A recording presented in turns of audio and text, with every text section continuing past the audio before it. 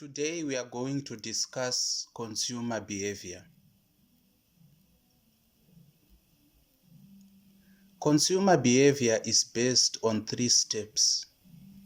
These 3 steps help us understand consumer behavior. Step number 1, consumer preference.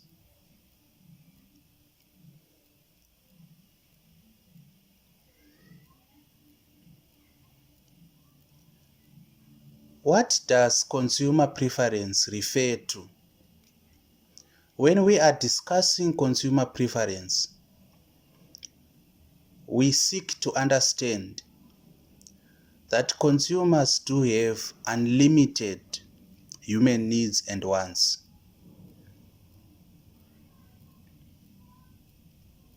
And it is important to stress that the needs of consumers are unlimited.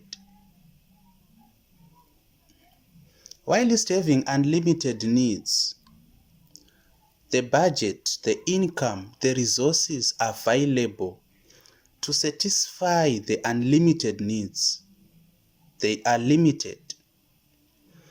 So that brings about a problem. How then can unlimited needs be satisfied using a limited budget and also limited resources? And again, it is important to stress that the income available to consumers who have unlimited needs, it's actually limited. This constraint, this limitation, or this tangling between unlimited needs and versus limited income brings us to the second step of consumer behavior, which is the budget constraint. The budget constraint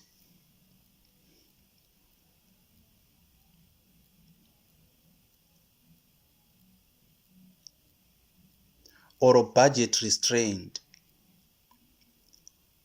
It's also based on how limited income is, because with the available income, consumers cannot buy whatever they desire.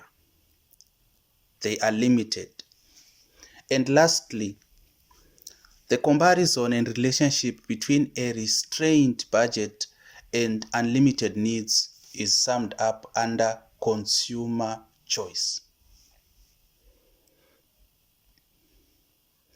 But consumer choice is of importance, so we have to stress a little on it. There is an assumption which accompanies consumer choice.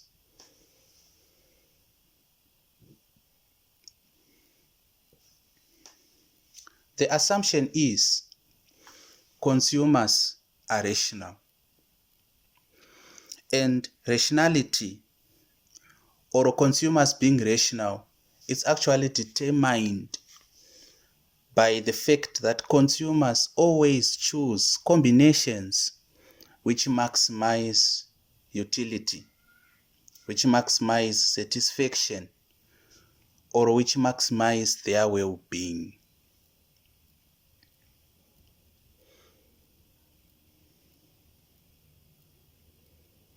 Further emphasis on the word maximize, because it's also important.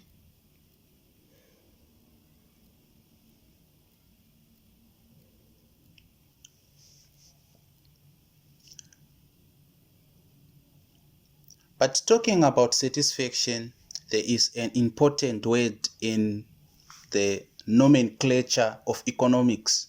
It's utility. And utility is a measure of satisfaction. So when we say consumers are rational people, it's an assumption. What we mean is consumers always seek utility. They are utilitarian.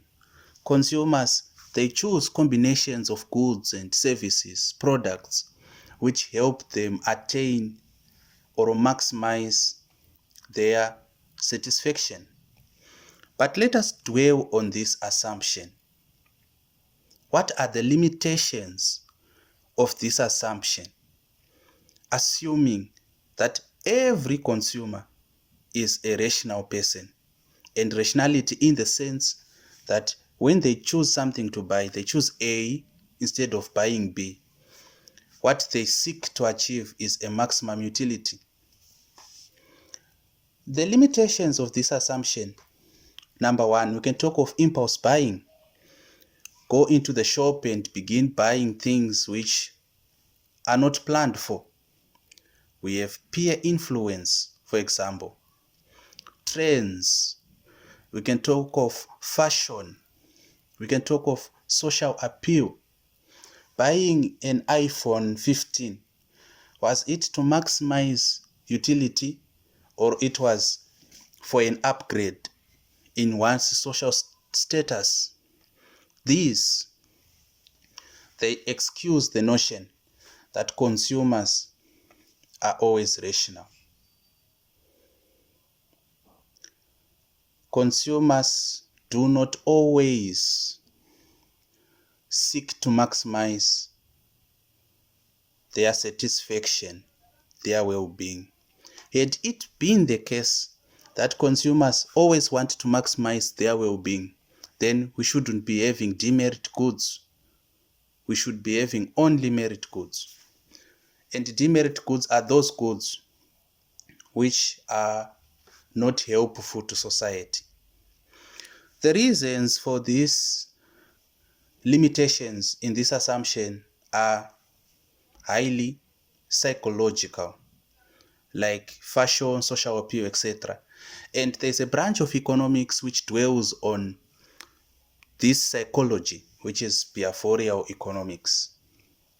But we should also stress, we should also note that this model of assuming that every consumer is rational is the bloodline, it is the workforce, the baseline which helps us understand consumer behavior. And since we are studying intermediate microeconomics, this is the model we are going to be using. This model also proves to be true to a larger extent in the understanding of the subject of consumer behavior.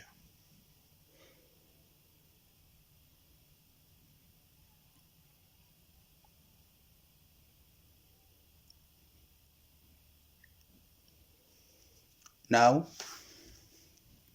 what then is consumer behavior?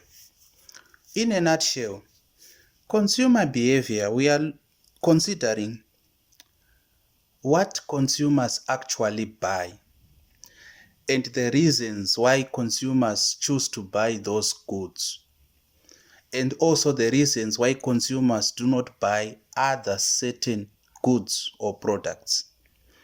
We want to answer the question why consumers buy A, certain products, certain goods, certain services, at the same time overlooking B, certain products, certain goods, and certain services. What is the reason? Consumer behavior. But looking at certain goods, how then do we measure consumer behavior? How do we know that consumers are buying this and not buying that? There is a concept called a market basket. Other economists, they call it a bundle. Now, a market basket, this is a list, a specific list of specific quantities of goods. It is defined as specific, with emphasis on the word specific, quantities of goods and services. So the market basket is used in the determination of knowing what is being bought and what is not.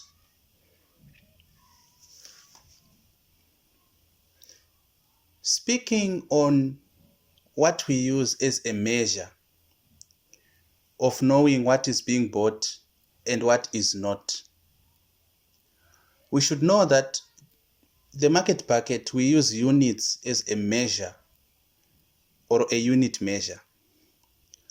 And the example here is, we say consumer A bought 10 units of food and 20 units of clothes. Instead of quantifying food as kgs, as liters, etc., instead of quantifying clothes as by type or by size, we just use units for simplicity. Remember, economics seeks to simplify things for better understanding. Then let us take a detour to what we learned about the consumer price index. So the consumer price index, it also helps us understand the behavior of consumers in that it tells us the changes of price across time. But in measuring the changes of prices across time, there is an understanding of a market bucket, which is now used to determine how much these products cost in a certain base year and how much they cost in a certain present year. So the CPI, the Consumer Price Index, also helps us understand the shifts in consumer behavior. CPI focuses on the change of prices, and that change of prices reflects also a change in consumer behavior. Price affects the behavior of consumers. Remember the law of demand, which states that the higher the price, generally speaking, the lower the demand of a certain product. So whether the price rises or the price falls, consumer behavior is affected. Thank you.